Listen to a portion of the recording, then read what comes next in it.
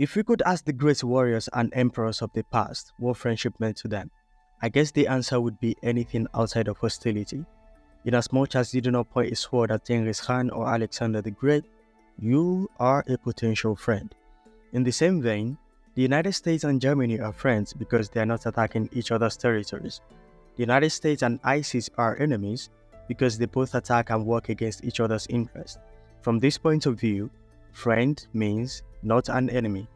If the Turkish word arkadaş could speak, it would say friendship is supporting and getting each other's back. This means an attack on one is an attack on all, and the happiness of one is the happiness of all. This definition resonates more with the strong tie side of friendship, as you do not get the back of any random man on the street. Even if you do, the concept of reciprocity, which is embedded in this definition, may be missing, because the man may not get your back in return. This concept of reciprocity means many things. For example, it serves as the basis for explaining the classic saying, "Show me your friends, and I'll tell you who you are," and the Yoruba saying, "Teyebakpe lara oshe, adoshe." Literally, this translates to, a leaf that spends too much time with a soap eventually becomes one. It means, as time passes, the soap wrap and the soap become one. The kind of stimulation, whether visual, auditory, or sensual, you receive from your friend shapes you in one way or the other. You're subtly pressured to conform to the message you're fed. Your leaf is now spending a lot of time with the soap, and it's being pressured to become one too. Even though you may still have some sense of individuality, your emotional and behavioral status changes according to the constitution of your social circle. This is called social-emotional adjustment. So according to social-emotional adjustment and arkadaş, friends get not only each other's backs, but also each other's behavioral and emotional statuses. From the aforesaid, it is established that friends are powerful, supportive, and influential, and they are not enemies. Friends are curious about the relationship between them. Just like I was curious about how the relationship between I and some friends transcended from a mere hello on our first meeting to brotherhood some months later. So many times, we settled with, maybe we just synced automatically. Yeah, maybe, but there's more to that. In the two-character movie Io, the male character Sam cited Plato as thus, "So ancient is the desire for one another which is implanted in us, uniting our original nature, seeking to make one of two, and healing the state of man." He says our kind originally had 2 faces, 4 arms, and 4 legs, and they were happy like that. Then they defied the gods, so the gods split them in 2 as punishment. They tore them from their other halves. He said, each of us when separated is always looking for our other halves. It is our nature. When one is met with this other half, the pair are lost in an amazement of love, friendship, and intimacy, and one will not be seen outside of the other side. The reason is that human nature was once originally one, and we were whole, and the desire and pursuit of the whole is called friendship and love.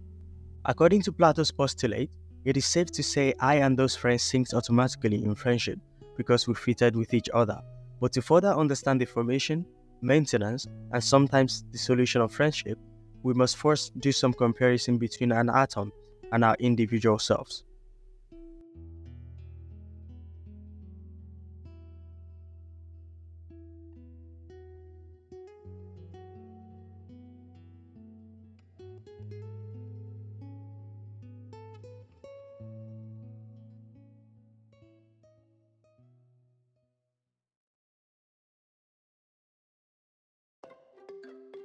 An atom is made of a core of neutrons and protons, which are the heaviest components, and is surrounded by electrons that orbit the core at various levels based on their energy state.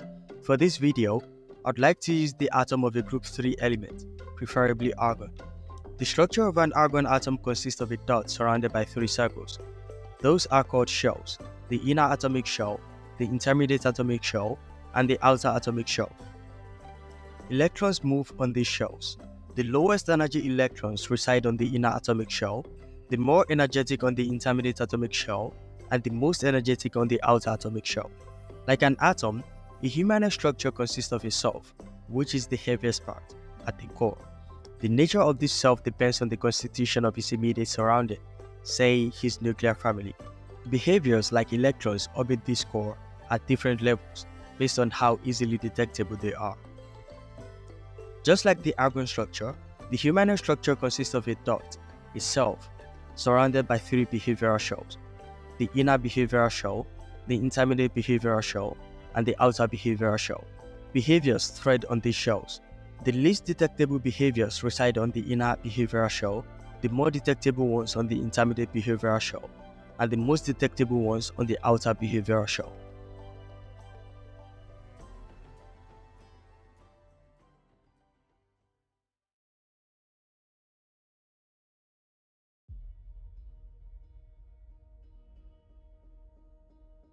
According to the kinetic theory of gases, a gas, in this case argon in a vessel, consists of microscopic particles moving rapidly in a random and haphazard manner, often colliding with each other and the wall of the container. Likewise, a human society consists of humans generally moving in a random and haphazard manner, often meeting with each other. Even though the interaction between gas molecules when they collide is negligible, the interaction between humans when they meet can either be negligible, say when their eyes meet only briefly, or substantial, say when they talk to each other. I will focus on the substantial interaction that occurs when humans meet, because friendship starts from there.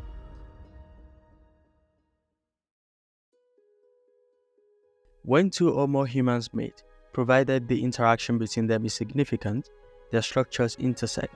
At first, this intersection occurs at the outer behavioral shells. This intersection is of the salam overlap type, where the usual interaction is mostly pleasantries and a bit more. The level of intersection depends on the correlation between the outer behavioral circles. The least correlated outer behavioral circles have the least intersection. In this case, the friendship may end before it even starts. You can hear people say things like, "I don't like how she talks, he's rude." I don't like him, I just don't like him. Conversely, the most correlated outer behavioral shells have the most intersection. In this case, friendship has more chance. You can hear people say things like, "I like how he talks, she's so polite." I like the vibe. Depending on how long and how frequent these individuals meet, this intersection may go deeper and occur at the intermediate behavioral shell.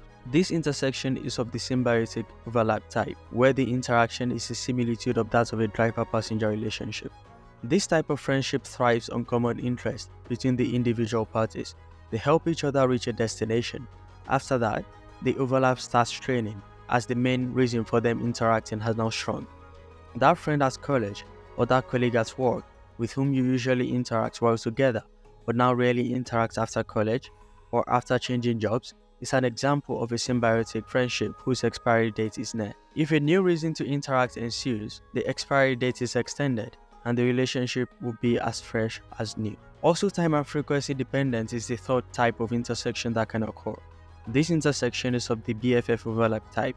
It occurs at the inner behavioral circle, and the interaction is more intimate and built on trust and loyalty. The individual parties involved share more intimate stuff they would rather not share with no one else with each other.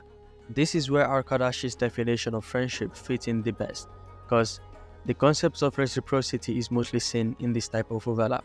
The level of overlap between behavioral shells of individual parties involved in a friendship changes over time based on changes in personality, common interest, trust, and loyalty. Due to this, BFFs can become symbionts and vice versa. Also, symbionts can become salam friends and vice versa.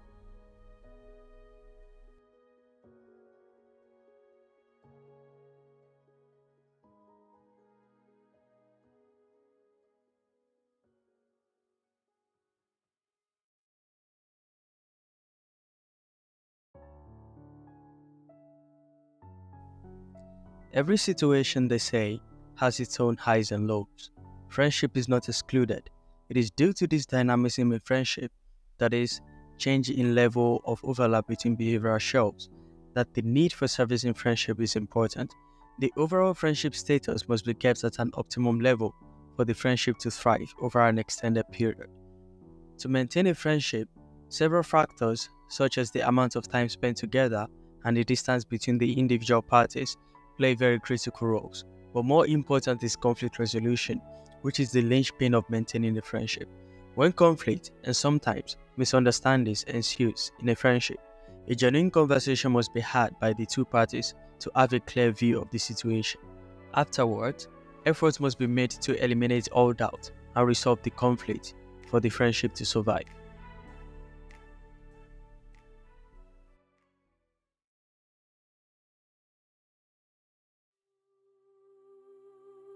When the behavioral shells of either party change to an extent that the differences between them are so wide, say when one starts leading a lifestyle that does not comply with that of the other, they start spending less time together. Consequently, the overlap starts reducing and eventually the friendship dissolves. Also, in cases where no move is made by either party to resolve a conflict when it ensues, the overlap in behavioral shells gets narrower and narrower until eventually there is none. At this point, the friendship has dissolved. However, the behavioral shells become so different at times that the best option for the parties involved is to let go. If they do not let go, the friendship may turn to an abusive one. But that's a topic for another day.